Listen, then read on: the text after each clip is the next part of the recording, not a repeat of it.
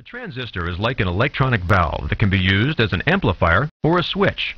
It can control a large current flowing through two regions of a semiconductor crystal, like silicon, with a small current applied to a middle region. There are many kinds of transistors.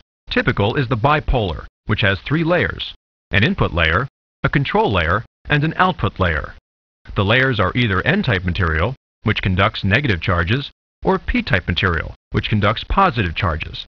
The layers are arranged like a sandwich in an NPN or PNP configuration.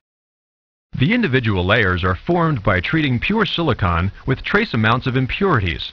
Adding boron will create N-type material, phosphorus P-type material. N-type material will have a surplus of electrons, whereas P-type material will have a lack. P-type material has a surplus of electron holes and is therefore positive. The silicon crystal is called a semiconductor because it will only conduct a small amount of current unless a change occurs at the junctions of the layers. In bipolar transistors, the input layer is called the emitter, the control layer the base, and the output layer the collector.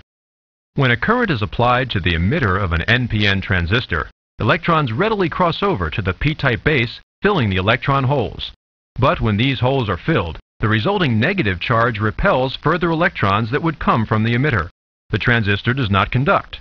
But when a small positive current is applied to the base, it will produce additional holes that will, in turn, allow more electrons to come from the emitter and pass through the base to the collector.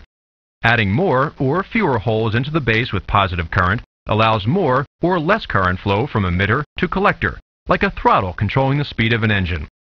Because the emitter to collector current flow is up to several hundred times greater than the emitter to base current, the transistor makes a powerful amplifier.